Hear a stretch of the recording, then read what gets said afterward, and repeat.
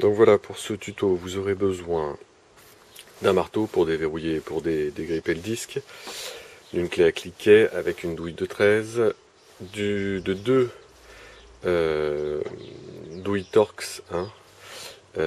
Une première ici qui est la grosse pour le support de l'étrier, qui est une Torx T55, d'accord, donc c'est la dimension T55, et une plus petite Torx, hein, qui est une T27 pour les deux petites vis qui sont sur le disque. Voilà, donc une clé plate de 13 pareil. L'idéal étant d'avoir, vous prenez n'importe quel dégraissant sec. Moi j'ai pris celui-ci, je le trouve très bien. Et puis anti-grippant, du dégrippant je veux dire, pour pouvoir dégripper le disque et tout ça. Voilà. Alors aujourd'hui je vais vous montrer comment changer les disques sur la C5 qui sont pour ma part vachement usés, ainsi que les plaquettes. Et donc eh bien je vais commencer par démonter l'étrier et vous faire voir un petit peu comment ça se fait. Alors voilà, on se trouve donc sous la voiture, on voit bien l'étrier, hein, donc qui fuit pour ma part, hein, donc j'ai une fuite sur l'étrier, mais je vous ferai voir comment réparer la fuite sur l'étrier par la suite dans un autre tuto. Là, il va falloir démonter ce boulon là et celui qui se trouve juste au-dessus, là-haut, hein, qui a la même tête que celui-là, pour pouvoir extraire l'étrier. Avant, je vais enlever les plaquettes en dévissant cet écrou là, enfin ce boulon ou écrou, je sais jamais comment ça s'appelle, pour pouvoir enlever les plaquettes. Voilà. Donc, on voit une autre vue de l'étrier là. Donc, le boulon que l'on va enlever, c'est celui du bas, celui qui se trouve ici, pour pouvoir extraire les plaquettes. Donc voilà, pour démonter l'étrier, en tout cas pour démonter les plaquettes, il faut enlever le boulon qui se trouve ici, enlever ce petit flexible qui est le frein à main, bien évidemment, et faire basculer l'étrier. Ensuite, rien de plus simple,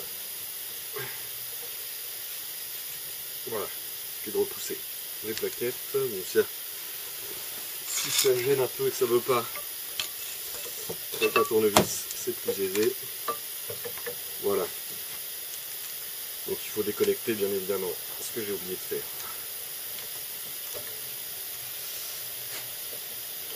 Ça, et voilà.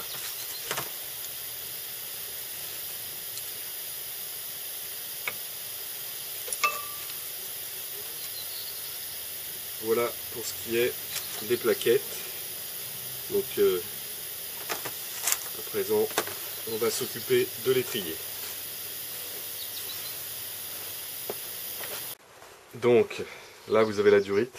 Donc vous voyez, j'ai enlevé l'étrier, hein, on voit le piston, on voit la fuite aussi ici, hein, chez moi. Vous avez ici la durite. Donc voilà, c'est une clé de 14. Donc après il suffit de dévisser. Bon, il suffit de déverrouiller et puis ensuite on fait tourner l'étrier comme ça. Bien évidemment, ça va couler.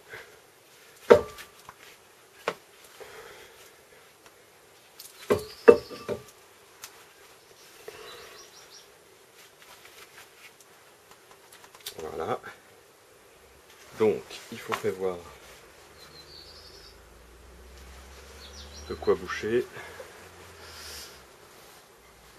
Et une fois que vous avez bouché, on va s'occuper de l'étrier.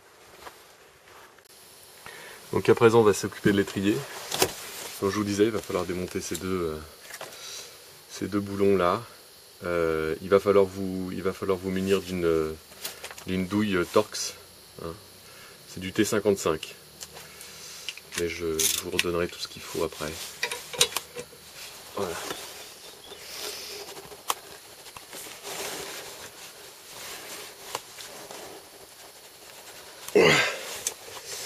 Bon, je me doutais que ce serait un peu compliqué à démonter.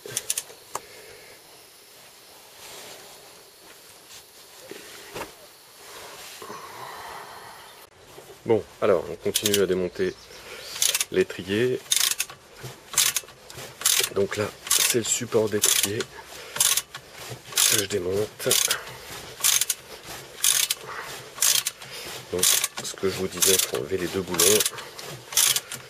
Donc là, je vous fais voir un petit peu. Là, je vous referai voir après. Bon, à présent, on va démonter les disques. Donc vous avez 2 vis, une ici, une ici. Idem, hein, ça se dévisse avec de la Torx. Donc c'est de la T27 en dimension.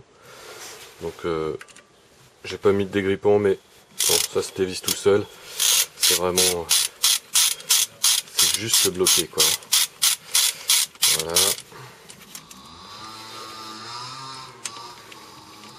Idem pour celui du haut.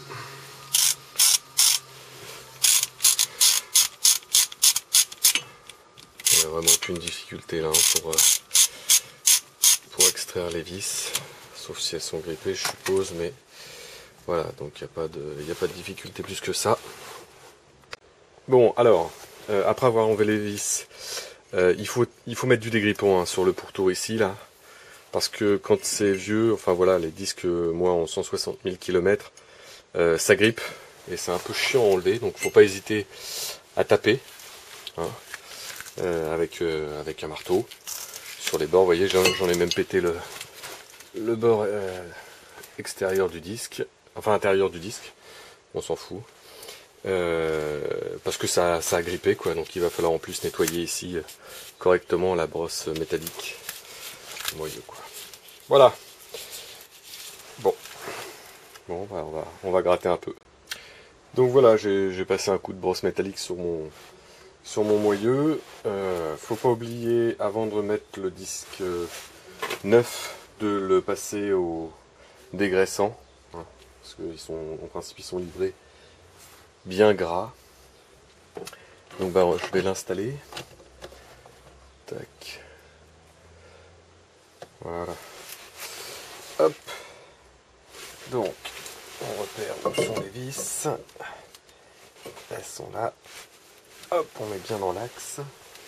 Et puis bah, après il n'y a plus qu'à revisser les 2 petites vis. Tac.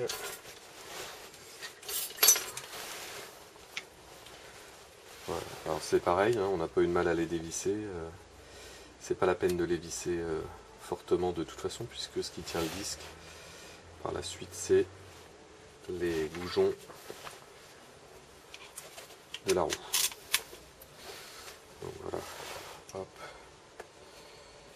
Je remets mes deux petites vis. Voilà. Voilà. Alors j'ai pas ma revue technique. J'ai oublié. Mais en principe il y a le couple d'indiquer. Donc si vous avez une clé dynamométrique, bah, c'est bien de pouvoir serrer au couple. Alors moi j'ai une clé dynamométrique, mais j'ai oublié la RTA, donc j'ai pas les couples. Mais c'est 3 fois rien. Voilà, ça suffit largement. Voilà, donc là le disque est en place. On mettra un petit coup de dégraissant avant de continuer.